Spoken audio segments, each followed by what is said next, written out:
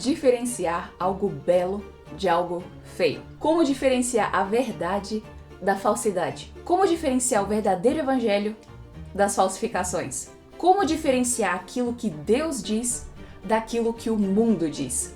Infelizmente, nós vivemos num tempo em que muitos cristãos modernos têm escolhido a rota confortável aos ouvidos. Ou seja, se está na moda e se é fofinho, muitos se deixam ser enganados, sejam por filmes, séries, livros e até mesmo rótulos de cristão.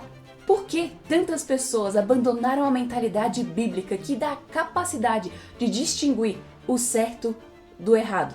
Nós vamos explorar isso no vídeo de hoje. Nós vivemos em um tempo de muita informação e por si só tem as suas vantagens, mas também exige de nós como cristãos uma atenção para exercer o discernimento espiritual. Talvez você já tenha ouvido falar muito sobre essa palavra, sobre discernimento, mas sem saber como aplicar na sua vida. Então, a gente vai ver o que a Bíblia diz, quais são algumas coisas que nos impedem de exercer e colocar em prática e como que nós podemos realmente colocar isso na nossa vida. E uma das passagens bíblicas centrais é 1 João 4:1, que diz: Amados, não deis crédito a qualquer espírito, antes provai os espíritos se procedem de Deus, porque muitos falsos profetas têm saído pelo mundo fora.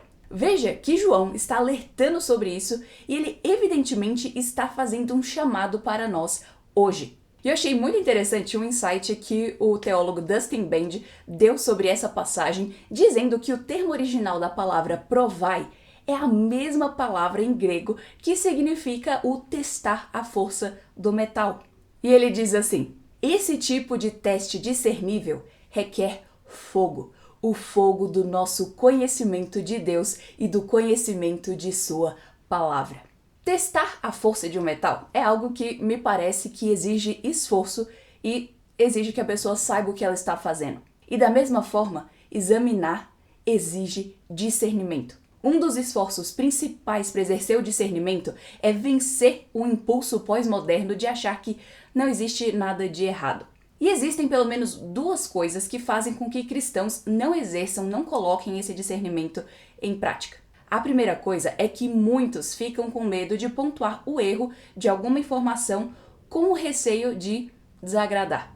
E isso acontece, afinal de contas, porque o relativismo tomou grande parte da mente de várias pessoas. E como consequência, elas acabam achando que não existe a diferença entre o certo e o errado.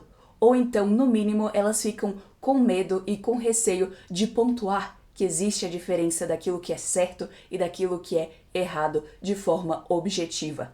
E esse relativismo é uma ideia antibíblica e tão perversa porque é um completo desprezo pela obra do Senhor Jesus Cristo na cruz. Jesus morreu porque nós estávamos separados do Pai, por termos violado a lei de Deus. Jesus disse em João 14,6 que Ele é o caminho, a verdade e a vida. Então, portanto, se Jesus é a verdade, a palavra dele é a verdade. E isso significa que tudo aquilo que viole a palavra de Cristo está errado.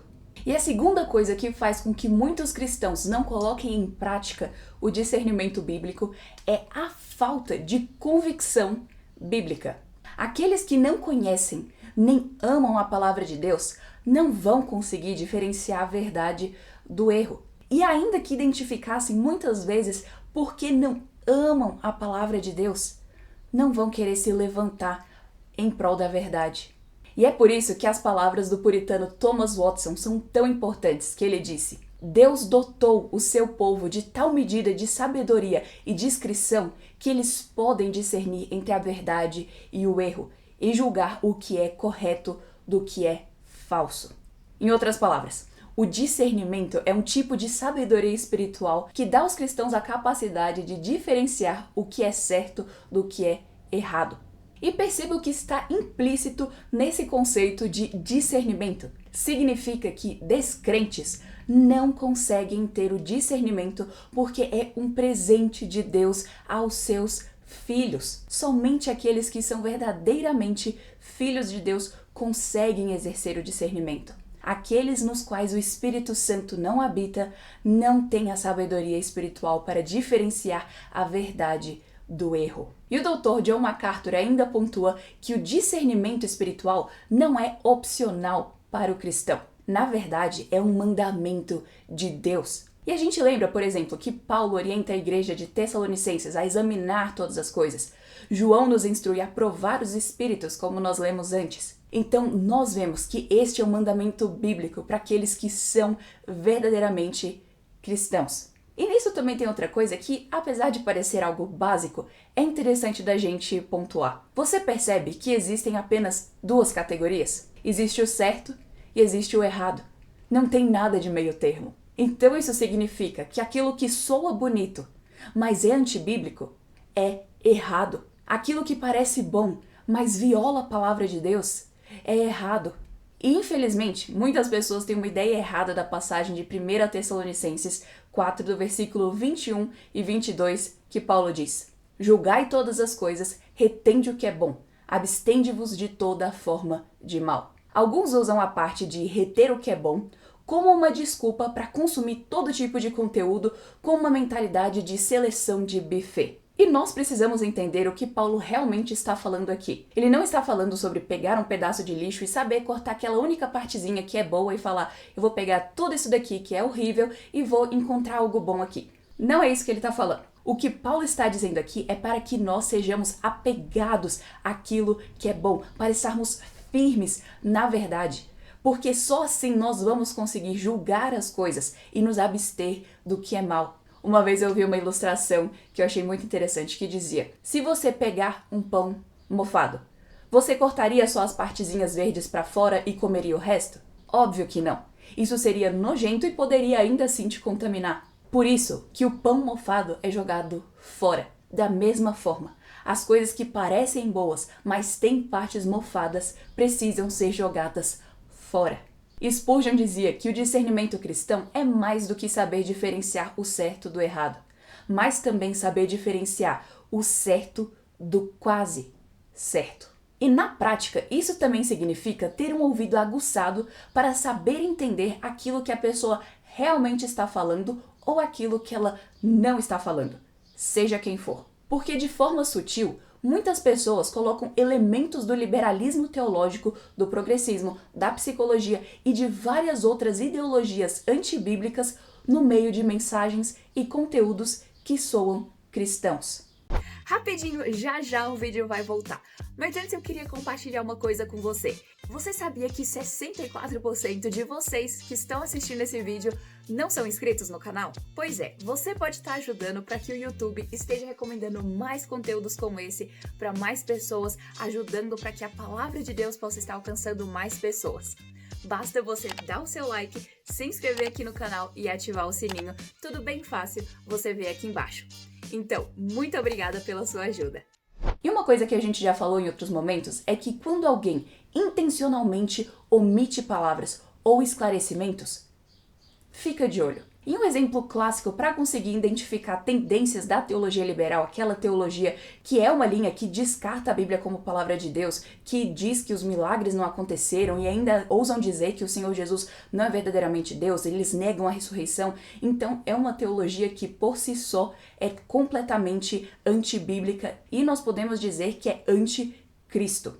E muitas vezes ela entra de forma sutil com pessoas dizendo coisas vagas o bastante para soarem bonitinhas ou que soam meio certo. E é por isso que nós precisamos ter o discernimento para entender aquilo que essas pessoas deliberadamente estão deixando de fora. Um exemplo clássico de identificar essas tendências da teologia liberal é perceber se alguém está dizendo que a Bíblia é infalível, mas ela não fala nada sobre a Bíblia também ser inerrante. Isso porque teólogos liberais usam da artimanha da linguagem para promover as suas ideias antibíblicas, dizendo que a Bíblia não contém falhas e ousam dizer que ela poderia conter erros. Quando nós sabemos da verdade que toda a palavra de Deus é inspirada e útil para admoestação, para correção, para instrução na justiça. Então, se você ouve alguém dizendo que a Bíblia é somente infalível, preste atenção o porquê ela também não disse que a palavra de Deus é inerrante. Porque, como cristãos, nós sabemos que a palavra de Deus tanto não erra como não falha. Então, se alguém omite algo que é essencial ou se ela fala algo que é vago demais, isso é um alerta, porque a ambiguidade esconde a incredulidade. E outro exemplo acontece, por exemplo, quando pessoas intencionalmente omitem a definição bíblica de casamento ou o que a Bíblia diz sobre aborto, tentando assim fazer as pazes com o esquerdismo e com o progressismo. Ou ainda quando as pessoas trocam as verdades poderosas da palavra de Deus por teorias humanistas da psicologia. Cristãos precisam desesperadamente do discernimento espiritual. Porque o discernimento bíblico exige coragem. Exige coragem para colocar em prática porque muitas pessoas não vão gostar. Muitos acham que é rude quando pontuamos um falso ensino ou quando nós falamos que algum filme, série, livro ou artista viola a palavra de Deus e, portanto, não convém aos cristãos estarem consumindo aquele conteúdo. Exige também coragem para falar que mensagens que encorajem o desprezo pela igreja local é uma falsa doutrina, porque a Bíblia nos orienta a fazermos parte de igrejas locais que sejam saudáveis e comprometidas verdadeiramente com a palavra de Deus. Exige também coragem para dizer que conteúdos que menosprezem a divindade e a autoridade do Senhor Jesus Cristo são blasfemas. Exige também coragem dizer que aqueles que negam a veracidade dos primeiros capítulos da Bíblia estão em rebeldia contra Deus. Exige coragem seguir o verdadeiro evangelho e não se deixar levar por algo que tem uma roupagem de inofensivo. Atos 17:11 relata sobre os bereanos que checavam tudo com a palavra de Deus.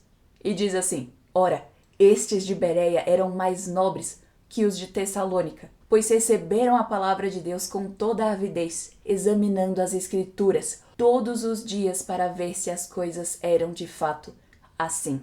Perceba, eles examinavam nas Escrituras, não nos seus próprios sentimentos, não nas suas próprias opiniões, não naquilo que parecia bonitinho, não naquilo que era a tendência. Eles examinavam nas Escrituras. A palavra de Deus é a nossa bússola para saber o que é certo e o que é errado. Se algo está vago e não prega a palavra de Deus completa, nós sabemos que aquilo dali não está certo, porque a palavra de Deus é a verdade com V maiúsculo. E isso faz toda a diferença, porque dessa forma nós não seremos enganados. E eu acredito que uma das coisas que tem enganado muitos cristãos são representações de Jesus que menosprezam a sua divindade e a sua autoridade. Então, se você quiser ver uma análise bíblica sobre a série The Chosen, clica nesse vídeo aqui. Eu espero que esse vídeo tenha sido uma bênção na sua vida. Não se esqueça de dar o seu like, o seu comentário, de se inscrever e ativar o sininho. Com a graça de Deus, nos vemos na semana que vem.